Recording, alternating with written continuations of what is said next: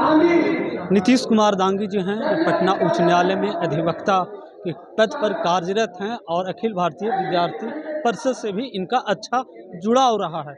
आज दांगी सम्मेलन बुलाया गया है, क्या कुछ कहना चाहेंगे इस पर? देखिए, यह सम्मेलन दांगी क्या एकजुटता का परिचायक है, राजनीतिक और सामाजिक रूप से एक सशक्त होने का परिचायक है। और यह सम्मेलन में भिन्न-भिन्न जातियों के पदाधिकारी, सांसद, विधायक भी अतिथि के रूप में यहाँ सम्मानित किए गए हैं। और यह मूल रूप से जो आरक्षण की प्रविधियाँ हैं, जिसके खिलाफ में रामबली चंद्रवंशी जी एवं तमाम अन्य अत्यंत पिछड़े जातियों के जो एकाग्रता और एकजुटता के साथ खत्म करने की साजिश की जा रही है, दांगियों को उससे हटाने की बात की जा रही है, उसके समक्ष में एकजुटता का परिचायक है। साथ ही साथ यह सामाजिक और राजनीतिक भागीदारी का जो एक सभा और आम सभा की बैठक बुलाई गई, जिससे बिहार के कोने-कोने से, छोटे-छोटे कस्बे से दांगी सम्मिलित हुए हैं। और आज कृष्ण मेमोरियल हॉल में व्यापक तौर पर, हॉल ही नहीं, हॉल के बाहर भी बड़े पैमाने पर भीड़ एकत्रित हुई है। और इसकी आवाज़ आपको कृष्ण मेमोरियल हॉल से विधानसभा ही नहीं, देश के संसद तक गूंज जाएगी, इतनी भीड़ इकट्ठा हुई है, पूरा खचाखच भरा हुआ है। तो समाज की एकजुटता, हमारी सांस्कृतिक धरोहर, हमारी विधानसभा चुनाव होना में ऐसे में क्या लग रहा है, क्या ये राजनीतिक बिल्कुल बहुत सारी ऐसी सीटें हैं जहां पर दांगी की बाहुल आबादी है। 4-5% आबादी रखने वाला यह समाज है और हर जगह बेहतर आबादी के साथ है।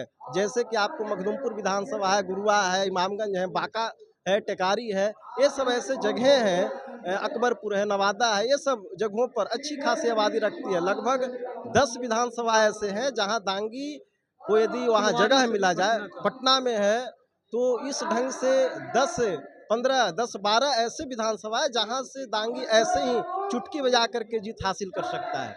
लेकिन कुछ ऐसी सीटें हैं जो रिजर्व कर दिया गया है, तो उसको सामान्य किया जाए या अति पिछड़ों के लिए वो रिजर्व किया जाए।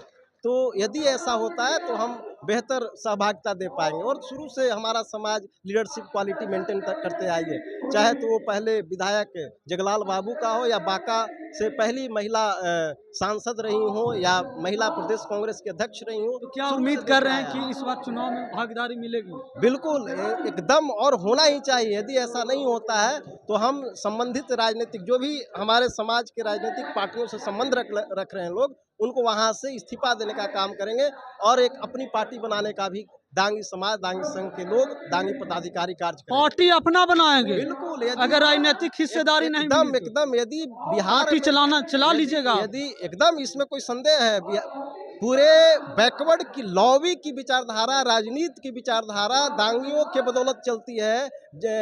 यदुनंदन बाबू त्रिवेणी संघ के संस्थापक सदस्य रहे, उनके विचारधाराओं से चलती बड़ी बात आप कह रहे हैं। जगदेव बाबू के विचारधाराओं से चलती है, लोक रत्न उपेंद्र नाथ वर्मा की विचारधाराओं से चलती है।